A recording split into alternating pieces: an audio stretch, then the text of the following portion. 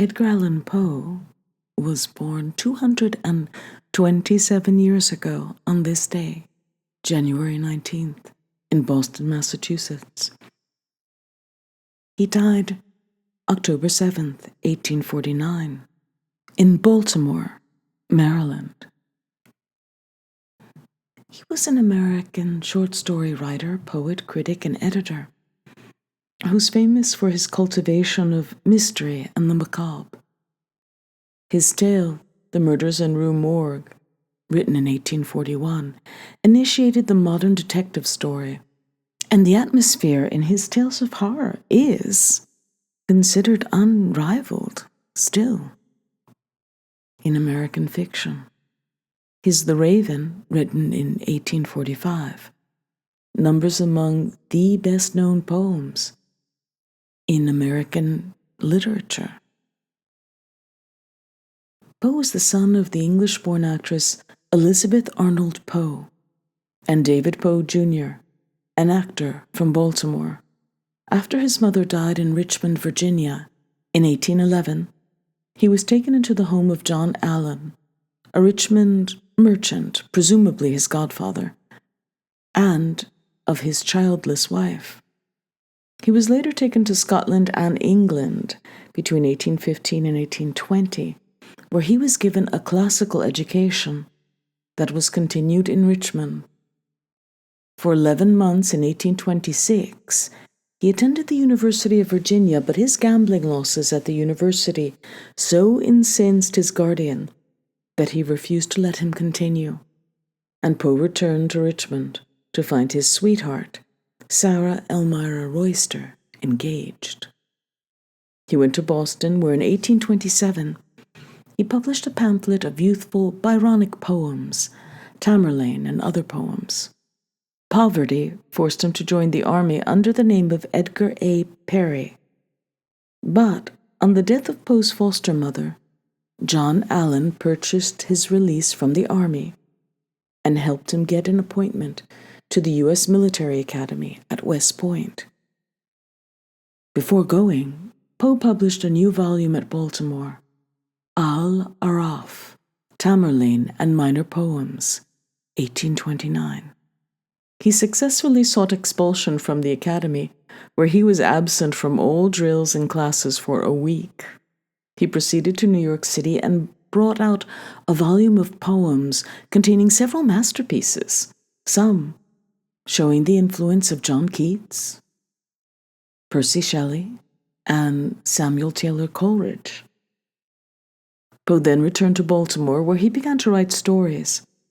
In 1833, his MS Found in a Bottle won $50 from a Baltimore weekly, and by 1835, he was in Richmond, an editor of the Southern Literary Messenger.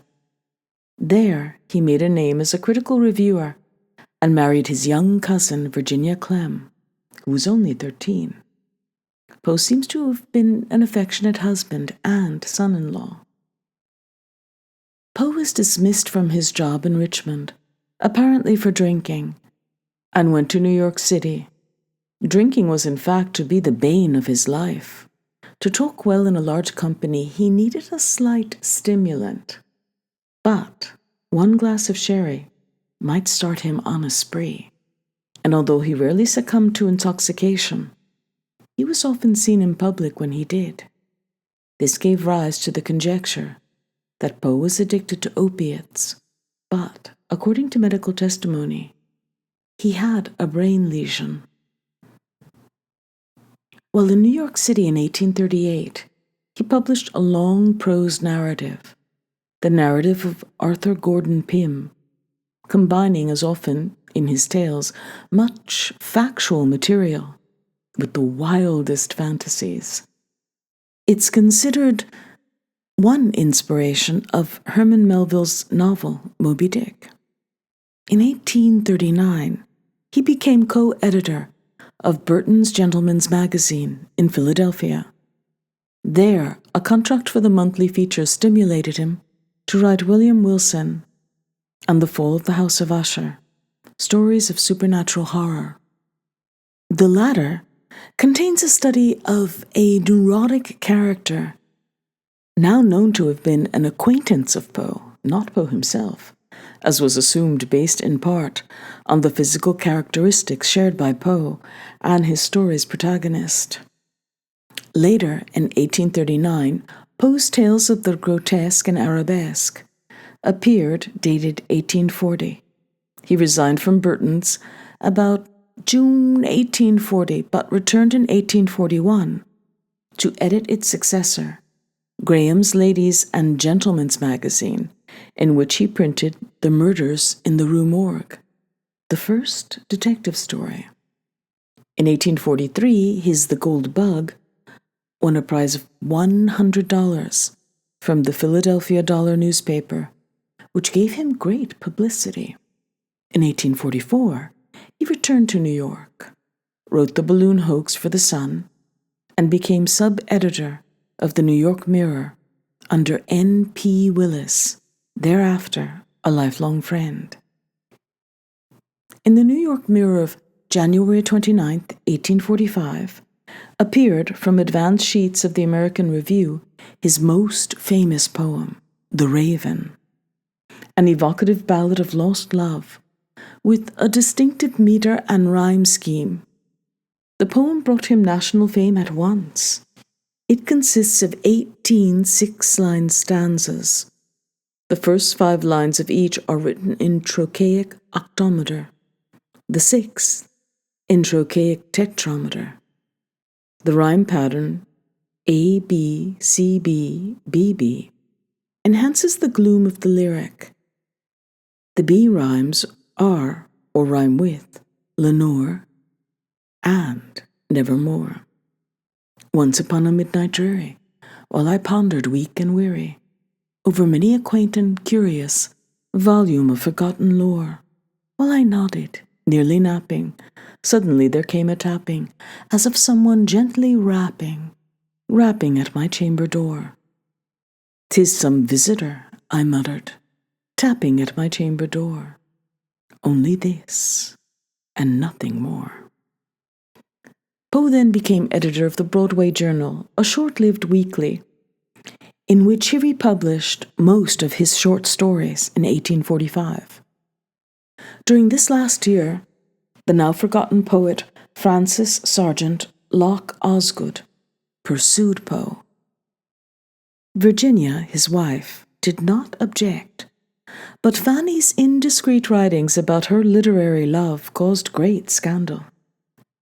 His The Raven and Other Poems, and a selection of his tales came out in 1845, and in 1846 Poe moved to a cottage at Fordham, now part of New York City, where he wrote for Godey's Lady's Book, May to October 1846, the literati of New York City, gossipy sketches on personalities of the day, which led to a libel suit. Poe's young wife, Virginia, died in January 1847. The following year, he went to Providence, Rhode Island, to woo Sarah Helen Whitman, a poet. There was a brief engagement. Poe had close but platonic entanglements with Annie Richmond and with Sarah Anna Lewis, who helped him financially. He composed poetic tributes to all of them. In 1848, he also published the lecture Eureka, a transcendental explanation of the universe, which has been hailed as a masterpiece by some critics and as nonsense by others. In 1849, the year he died, he went south, had a wild spree in Philadelphia, but got safely to Richmond, where he finally became engaged to Elmira Royster, by then the widowed Mrs. Shelton, and spent a happy summer with only 1 or 2 relapses.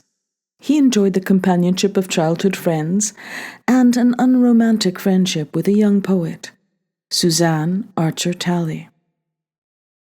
Poe had some forebodings of death when he left Richmond for Baltimore late in September There he died, although whether from drinking, heart failure, or other causes was still uncertain in the 21st century. He was buried in Westminster Presbyterian Churchyard in Baltimore, his death as mysterious as his novels. Poe's work owes much to the concern of Romanticism with the occult and the satanic.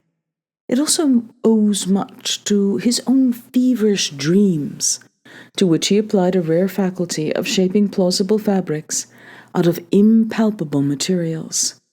With an air of objectivity and spontaneity, his productions are closely dependent on his own powers of imagination and an elaborate technique. His keen and sound judgment as an appraiser of contemporary literature, his idealism and musical gift as a poet, his dramatic art as a storyteller, considerably appreciated in his lifetime among the universally known men of letters. The outstanding fact in Poe's character is a strange duality. The wide divergence of contemporary judgments on the man seems almost to point to the coexistence of two persons in him. With those he loved, he was gentle and devoted. Others, who were the butt of his sharp criticism, found him irritable and self-centered, and went so far as to accuse him of lack of principle. Was it has been asked, a double of the man rising from harrowing nightmares, or from the haggard inner vision of dark crimes, or from appalling graveyard fantasies that loomed in Poe's unstable being? Much of Poe's best work is concerned with terror and sadness, but in ordinary circumstances the poet was a pleasant companion. He talked brilliantly, chiefly of literature, and read his own poetry and that of others in a voice of surpassing beauty, or so it was said. He admired Shakespeare and Alexander Pope. He had a sense of humor, apologizing to a visitor for not keeping a pet raven, when they were disappointed that he had none. If the mind of Poe is considered, the duality is still more striking. On one side, he was an idealist and a visionary. His yearning for the ideal was both of the heart and of the imagination. His sensitivity to the beauty and sweetness of women inspired his most touching lyrics to Helen, Annabel Lee, Eulalie, To One in Paradise, and the full-toned prose hymns to beauty and love in Ligeia and Eleonora. In Israfel, his imagination carried him away from the material world into a dreamland. This Pythian mood was especially characteristic of the later years of his life. More generally, in such verses as The Valley of Unrest, Lenore, the Raven, for Annie, and Ulalume, and in his prose tales, Poe's familiar mode of evasion from the universe of common experience was through eerie thoughts, impulses, or fears. From these materials he drew the startling effects of his tales of death, The Fall of the House of Usher, The Mask of the Red Death, the facts in the case of M.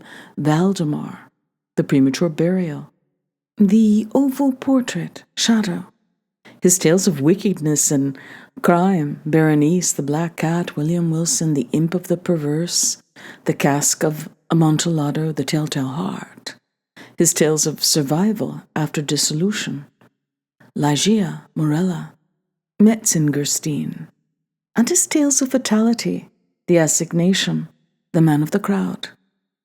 Even when he does not hurl his characters into the clutch of mysterious forces or onto the untrodden paths of the beyond, he uses the anguish of imminent death as the means of causing the nerves to quiver, the pit and the pendulum, for instance. And his grotesque invention deals with corpses and decay in an uncanny play with the aftermath of death.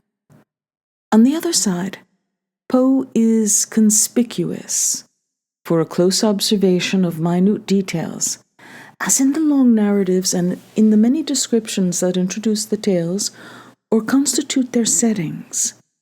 Closely connected with this is his power of ratiocination, or reasoning and logic. He prided himself on his logic and carefully handled this real accomplishment so as to impress the public, with his possessing still more of it than he had. Hence, the would-be feats of thought-reading, problem unraveling, and cryptography that he attributed to his characters William Legrand and C. Auguste Dupin, the detective. This suggested to him the analytical tales which created the detective story and his science fiction tales. The same duality is evinced in Poe's art. He was capable of writing angelic or weird poetry with a supreme sense of rhythm and word appeal, or prose of sumptuous beauty and suggestiveness, with the apparent abandon of compelling inspiration. Yet he would write down a problem of morbid psychology or the outlines of an unrelenting plot in a hard and dry style. In Poe's masterpieces, the double contents of his temper, of his mind, of his art, are fused into a oneness of tone, structure, and movement. The more effective, perhaps, as it is compounded of various elements. As a critic, Poe laid great stress upon correctness of language, meter, and structure. He formulated rules for the short story in which he sought the ancient unities, i.e., the short story should relate a complete action and take place within one day in one place. To these unities he added that of mood or effect. He was not extreme in these views, however. He praised longer works and sometimes thought allegories and morals admirable, if not crudely presented. Poe admired originality, often in work very different from his own, and was sometimes an unexpectedly generous critic of decidedly minor writers. Poe's genius was early recognized abroad. No one did more to persuade the world, and in the long run, the United States, of Poe's greatness than the French poets Charles Baudelaire and Stéphane Mallarmé. Indeed, his role in French literature was that of a poetic master model and guide to criticism. French symbolism relied on the principles in his essay, The Philosophy of Composition, borrowed from his imagery, and used his examples to generate the theory of pure poetry. Poe's influence on so many writers, from Borges to Lovecraft to Stephen King, and just anyone who's ever written a book. I mean, even Melville's Moby Dick was influenced by Poe. They're just his influence in literature is widely known, but his stories and poems' influence on the more plastic arts, such as illustration and painting, are less thought of, but certainly not less impactful. Edgar Allan Poe's tales of horror and wonder have inspired the more morbid among us for generations, including some exceptional illustrators from days gone by. From his most prolific publishing days in the 1830s and 40s to the present, dozens, maybe hundreds of illustrators have sought to capture the ghastly dread that characterized his short stories and novels. So, here today for your edification are fascinating Poe illustrations by 5 of the illustrators whose work appeared in historical editions of the writer's work. First we have Edward Manet. Most people who have any passing familiarity with the art world are familiar with Edward Manet, but many may not know that the painter, who played a critical role in the transition from realism to impressionism, created beautiful lithographs for an 1875 French edition of The Raven. Then we have Gustave Doré, French artist, printmaker, illustrator, and sculptor. Gustave Doré also created several hauntingly beautiful steel plate engravings for a special edition of The Raven, published in English in 1883. And then there's Arthur Rackham. Rackham is recognized as one of the leading illustrators from the golden age of British book illustration. His illustrations for Poe's work included beautiful work for the oval portrait, The Telltale Heart, and Tales of Mysteries and Imagination. His other well-known works include illustrations for Grimm's Fairy Tales, Peter Pan, The Wind, the Willows, and later edition of Shakespeare's plays. Next, we have Aubrey Beardsley, the young enfant terrible of illustration. An illustrator and author, Beardsley was famed for his often grotesque and even erotic illustrations, which drew influence from traditional Japanese woodworks. His illustrations for Poe compendiums and short stories, including short stories by Edgar Allan Poe, and The Murders in the Rue Morgue among them, an iconic depiction of Poe himself, represent a very different aesthetic from the works of his predecessors. Sadly, he died at the age of 25. Then we have Harry Clarke. Clarke, one of the best-known creators of Poe illustrations, was also a talented stained glass artist, a skill that is apparent in the enthralling illustrations for a 1923 edition of Poe's Tales of Mystery and Imagination. Incredibly, Poe remains relevant now. He was someone that I read when I was much younger, when I was 7, 8, 9, 10, though less and less as I grew through my teenage years. But it's hard to imagine an author whose legacy outstrips Edgar Allan Poe's, widely credited as the progenitor for mystery, detective fiction, tales of suspense, weird fiction, gothic fiction, and of course horror.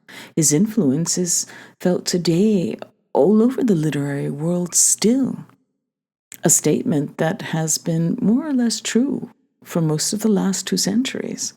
Poe inspired, as I said, not only writers but artists of all kinds. His tales of the strange and mysterious tap into the deep veins of the imagination and subconscious. It's no surprise then that so many great artists of both the literary world and the fine arts world tried their hands at either being inspired by or illustrating Poe's works. So I decided today just to take a moment and recognize the great man's influence and perhaps also become inspired to reread his tales as an adult, because he certainly deserves the reconsideration from me. And I also want to read much of his critical analysis, his many essays that were quite influential in his time, that I really have not read before. So that might be fun to record here and there and post eventually. All right, well, I've babbled enough. Thanks for listening. And I think what I'm going to do is read one very short poem of his, written in 1837, called A Dream. In visions of the dark night, I have dreamed of joy departed, but a waking dream of life and light hath left me broken-hearted. Ah, but what is not a dream by day to him whose eyes are cast on things around him with a ray turned back upon the past? That holy dream, while all the world were chiding, hath cheered me as a lovely beam, a lonely spirit guiding. What though that light through storm and night so trembled from afar? What could there be more purely bright in truth's day star. Happy birthday, Edgar.